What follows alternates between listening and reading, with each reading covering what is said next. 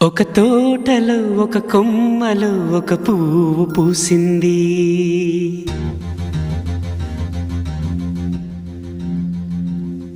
మహారాణిలా మహాలక్ష్మిలా ఆ పువ్వు నవ్వింది.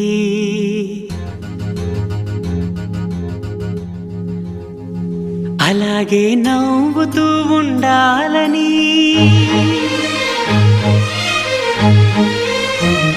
అలాగే నవ్వుతూ ఉండాలని నింగి నేల వాగు వంక చెట్టు చేమ గువగూడు ఆశీర్వదించాయి.